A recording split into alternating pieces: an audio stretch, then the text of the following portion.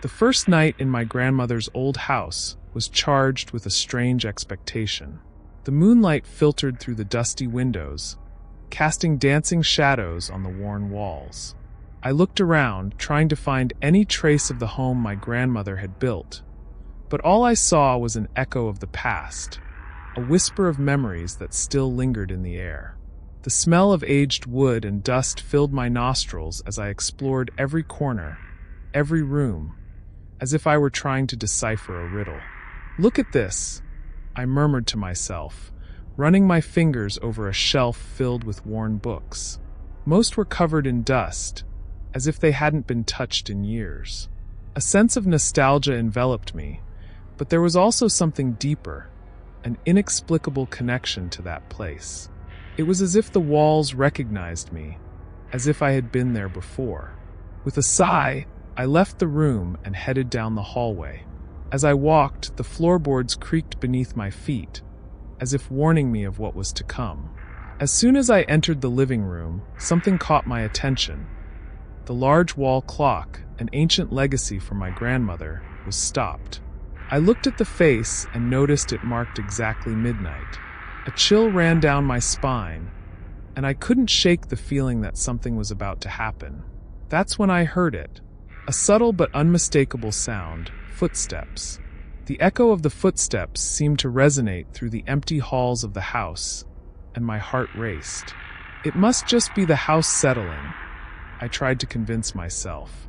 But the truth was that the feeling of being watched enveloped me like a heavy cloak.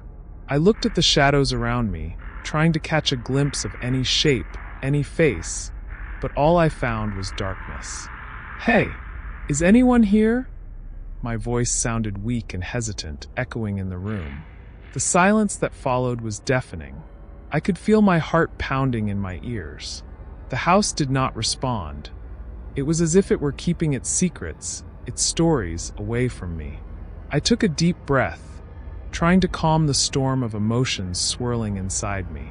"It's just fear," I thought. "Just fear." I decided I needed to do something to dispel this feeling of unease. I walked over to the window and looked outside.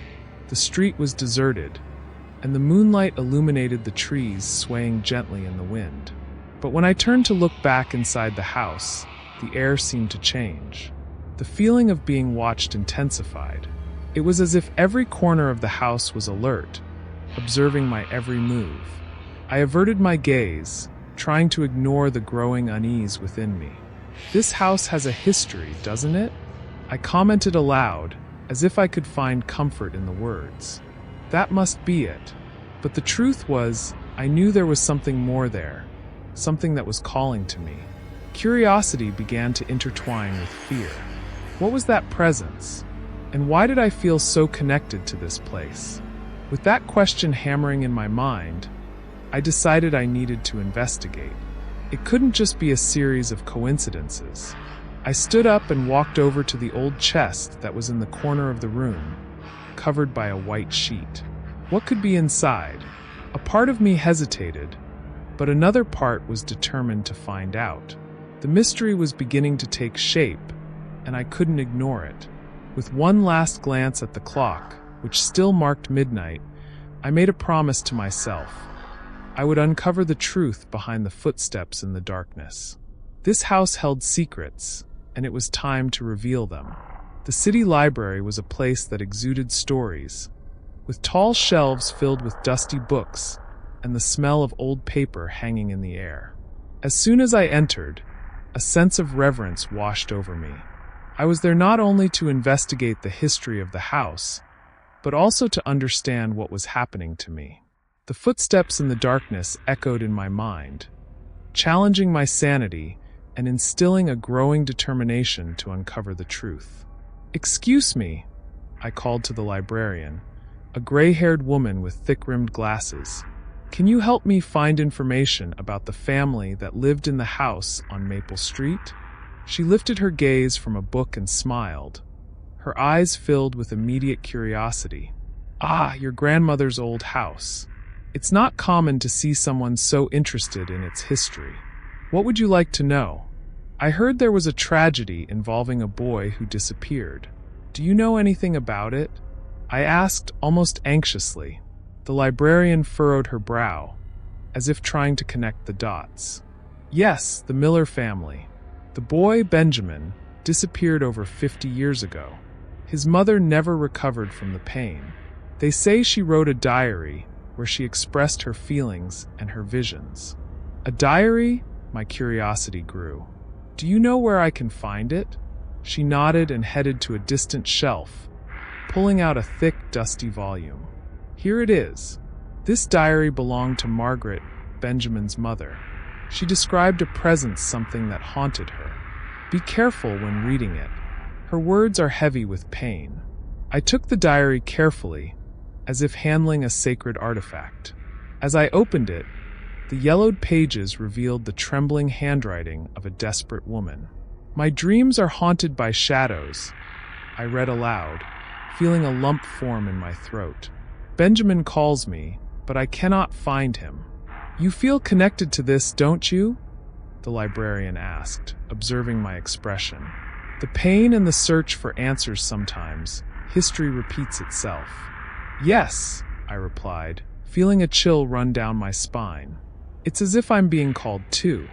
That night, as I returned home, a weight of unease accompanied me. I sat in the living room, the pages of the diary spread around me. Margaret's notes were filled with despair and reflected her internal struggle. The presence 1T let me be. I feel he is so close, but I cannot reach him. I wondered if the presence following me was the same one that tormented Margaret. The clock stopped again at midnight, and as the last tick echoed, the footsteps began. But this time they were closer, clearer. My heart raced in my chest, and I didn't know whether to hide or confront whatever was there. Who's there? I asked, my voice trembling. The only answer was silence, followed by the sound of footsteps approaching. The cold enveloped the room, and I knew I was not alone. The feeling of a presence beside me was palpable, as if a shadow was cast on the wall. Benjamin, I whispered, feeling a strange mix of fear and compassion. Are you here? The footsteps stopped abruptly, and a shiver ran down my spine. I remembered Margaret's words about her relentless search, and realized that perhaps I was following the same path. I want to help you, I continued more firmly. If you are lost, I can find you. At that moment, the air around me seemed to vibrate with intense energy. The cold intensified, as if the whole house was holding its breath. I knew I needed to understand more about Benjamin, about his life and what really happened.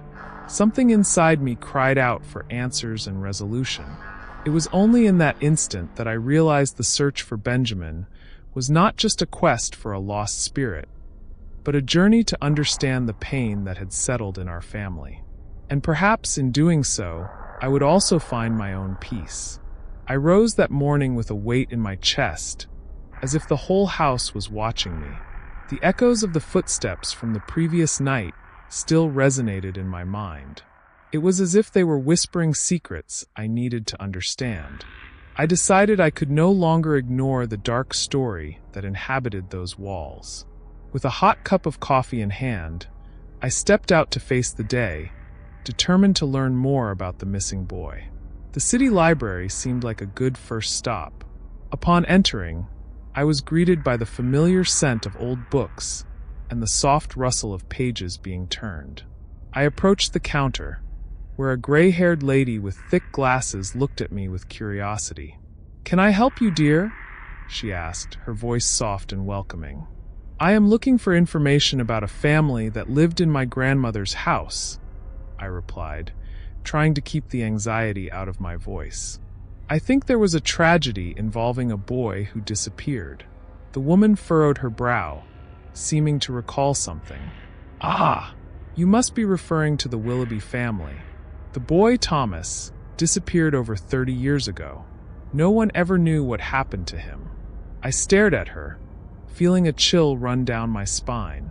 "Do you know where I can find more information about this?" She nodded and directed me to a section of old newspapers. "You can find clippings on the archive shelf." There was a lot of commotion at the time. I thanked her and walked toward the shelf. As I flipped through the yellowed newspapers, each page seemed to carry the weight of an untold story. Finally, I found an article about Thomas's disappearance. The headline read, "10-year-old boy disappears under mysterious circumstances." The text described the family's pain and the mother's despair, who had begun to have visions of a malevolent presence, believing that something or someone had taken her son. "Did you find anything interesting?" The librarian's voice brought me back to reality. "Yes, a lot. His mother, she seemed to believe that something was chasing her," I replied, trying not to show how much it affected me. She smiled sadly. "It's a tragic story. Many people believe that the house is still connected to that event. Some even say that the boy's spirit still wanders there." I felt a shiver run down my spine. "Do you think that's true?" The librarian hesitated. "I'm not a person who believes in ghosts, but sometimes pain and loss can leave marks that we cannot see." I left the library with my mind racing. The connection between the boy and the house seemed to intensify with every step I took. Upon returning, I went to my room and searched for the photo I had found earlier. As soon as I held it, a wave of emotion washed over me. Looking into the boy's eyes, I felt an inexplicable bond, as if he were calling to me. That night, the footsteps in the house became more distinct. It was as if an invisible force was guiding me, leading me to a specific place. I was paralyzed, listening to those sounds that seemed to echo from within me. I looked at the clock, which read midnight, and the feeling that something was about to happen enveloped me completely. "Thomas," I called softly, almost a whisper. "Are you here?" The footsteps paused for a moment, and silence took over the house. My breath caught in my throat, and I wondered if I was alone. With my heart racing, I decided to follow the sounds that now seemed to intensify. With each step I took, I felt I was closer to a truth hidden beneath layers of pain and suffering. Finally, I reached the basement. An old, dusty door stood out in the darkness. A sense of urgency washed over me. What could be behind that door? What did Thomas want me to discover? Unsure of what to do, I touched the doorknob, feeling a chill that seemed to pierce me. "I need to know," I murmured to myself. "I need to understand." It was at that moment I realized that Thomas's story was not just his. It was also mine. The connection between us was about to be revealed, and the pain that had been silenced for so long was about to find a voice. The clock in the living room marked a time that felt distant from me, but the sense of urgency pulsed in my heart. The key I found on my grandmother's nightstand was the passport to secrets buried in the basement. With the key in hand, I felt like an explorer in unknown territory, and adrenaline mixed with anticipation. I looked down the dark corridor, took a deep breath, and headed toward the door that had been calling me for weeks. When I finally reached the basement, the door creaked open, revealing a dusty, forgotten space. The walls were made of cold stone, and the air was thick with the smell of mold and dampness. The light from the lantern I held illuminated a room filled with old toys, each carrying a story, an echo of laughter long gone. Wooden toys, porcelain dolls with faces worn by time, and a music box that, to my surprise, was intact. As I walked further inside, I noticed the photographs hanging on the walls. I looked closer and saw the family that had experienced that tragedy. The missing boy was there in several images, smiling, playing on a sunny day. A part of me broke seeing those faces, and I wondered how life could be so cruel. "Why didn't you come home?" I murmured, feeling a weight in my chest. It was then that I realized something in the room seemed to move. A cold breeze swept through the space, and I shivered. The music box, which until then had remained silent, began to play a soft, sad melody. The music was nostalgic, filled with a subtle pain, as if it were telling the story of a lost love. "Do you know this song?" I asked aloud, almost without thinking. The touch of the melody seemed to envelop me, and a feeling of deep connection washed over me. Emily. The word echoed in my mind, like a gentle whisper, but heavy with meaning. I looked around, expecting to see someone, but the basement was empty, except for me and those memories. "Is that you?" I asked, feeling a wave of hope and fear at the same time. "I'm here. Who are you?" The music continued, as if responding to my question. The air around me seemed to vibrate with the presence of something I couldn't see, but somehow felt intensely. I remembered the stories I had heard about the boy, about his spirit wandering the house, and the idea that he might be there, at that very moment, filled me with a mix of dread and empathy. "Please, tell me what you want," I pleaded, feeling tears welling in my eyes. "I'm here to help you." The music suddenly stopped, and the room fell into a deep silence. The cold that had enveloped me intensified, and I could feel the pressure in my chest increase. It was as if the very air was waiting for a response, for an action. Then one of the dolls, which was beside the music box, seemed to move, though I knew it was just my imagination. But at that moment, something inside me broke, and reality and the supernatural intertwined. "You're trapped here, aren't you? You can't leave." The feeling of compassion washed over me, and I wanted to understand more. Hearing my own heart race, I knew I needed to unravel this mystery. The melody that now echoed in my mind was a call, a plea for me to continue the search. I stood up, determined to investigate further. What else did the basement hide?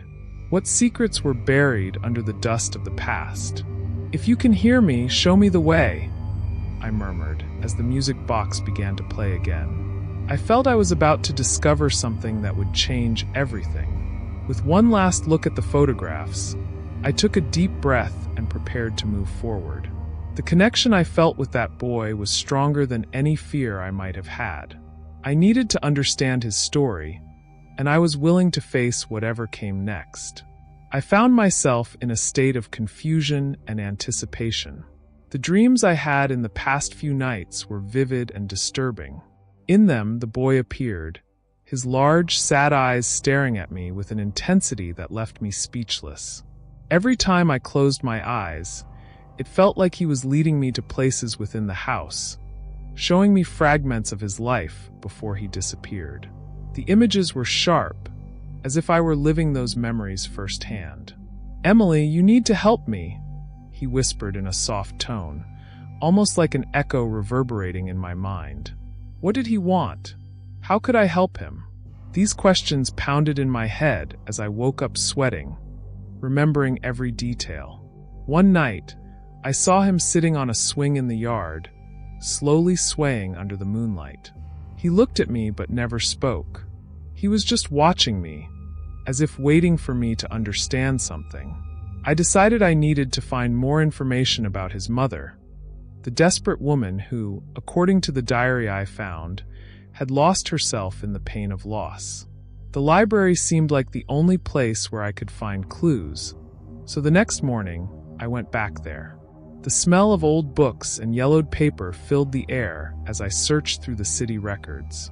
Finally, I found a newspaper article about the boy's disappearance and the tragedy that followed. She never accepted the loss, I murmured to myself, reading the words that spoke of the woman who sank into rituals and prayers, seeking to bring her son back. That night, while trying to piece together all the information I had gathered, I heard a soft whisper, "Emily." It was the boy's name, and the sound seemed to come from inside the house. My heart raced as I looked around, trying to locate the source of the call. "Where are you?" I shouted, but the only response was silence, broken only by the sound of the clock, which was still stuck at midnight. Feeling that I needed to confront the presence that was haunting me, I decided to prepare myself. I took a candle and lit it in a corner of the room, creating a cozy yet tense atmosphere. "If you are here, show yourself," I said loudly, my voice echoing off the empty walls. "I want to help you." The air around me seemed to change, as if a cold breeze had entered through the window. The candle flame flickered, and I could feel an energy around me, as if something were manifesting. "Please show me what you need," I pleaded. It was then that I saw the shadow forming in front of me, an indistinct outline that began to take shape. The boy was there, his sad eyes now filled with hope. "You can help me, Emily," he said, his voice soft as a whisper. "I cannot leave until you find what is lost." "But what is lost?" I asked, confused. He pointed to the basement, where I had already found the toys and the photos. "You need to understand my mother," he replied. "She needs to know that I am okay." At that moment, the connection I felt intensified. I was no longer just a stranger in the house. I was part of that story, and the pain he carried now intertwined with mine. "I want you to have peace, but I don't know how to do that," I said, my voice choked. He smiled sadly, and the shadow began to dissipate. "The answer is in the toys. They hold the key," he whispered before disappearing. With my heart racing, I decided it was time to go down to the basement again. The toys were arranged in a peculiar way, as if they were waiting for me. The sad music the music box had played still echoed in my mind. What could they tell me? What did I need to find?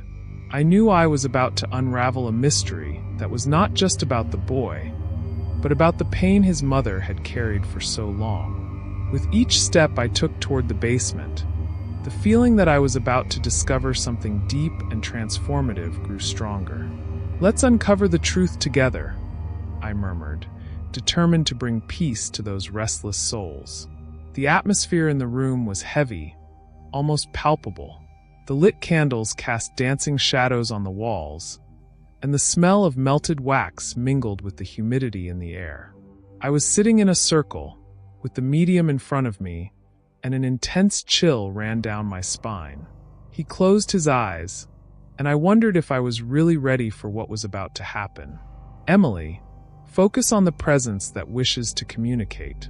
Feel it around you," he said in a soft yet firm tone. I took a deep breath, trying to control the anxiety that pulsed in my chest.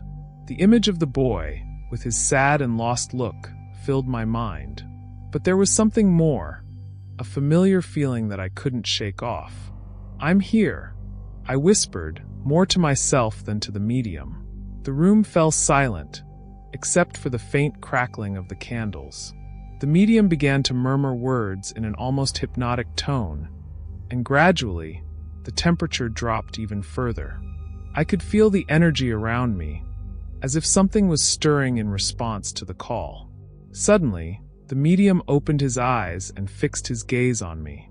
"He is coming closer," he said, his voice now deeper. "Feel his pain, Emily. He needs you." My heart raced. I was not just trying to communicate with the boy. I was also trying to understand the pain that kept him trapped in that house. "Why can't you leave?" I asked, feeling a wave of emotion wash over me. "What keeps you here?"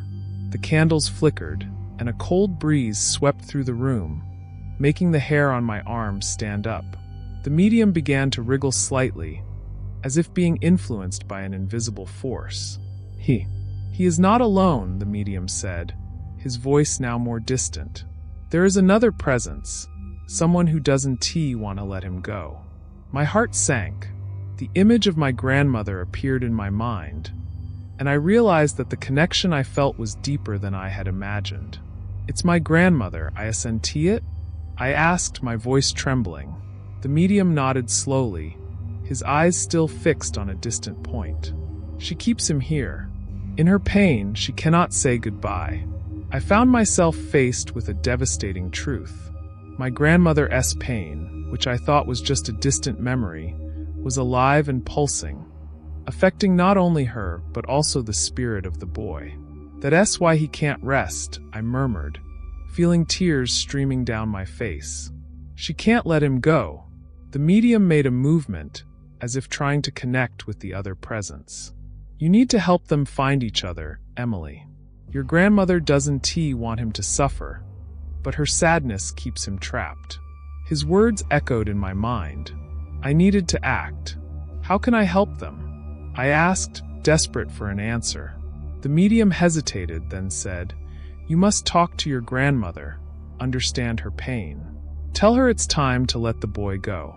I felt a knot in my throat as the emotions built up. It was a huge responsibility, but I was determined. "I will do it," I replied, my voice steady. "I can't allow them to be trapped like this." The atmosphere in the room began to change. The energy that had been dense was now dissipating. The medium started to calm down, and I realized that the boy's presence was fading away. "He thanks you," he said, still in a trance. "And now you must prepare for goodbye." As the session ended, I was overwhelmed by a mix of relief and sadness. The clock on the wall, which had once marked the time when everything began, now showed a different hour. A feeling of change was in the air. I rose from my chair and looked out the window. The darkness of the night was deep, but there was a new light shining within me. "I will do whatever it takes," I murmured to myself, feeling determination grow. "I will help them find peace." As the shadows danced around me, the image of my grandmother appeared in my mind, and I knew that the journey was just beginning. What happens when time shatters between the living and the dead? I was about to find out.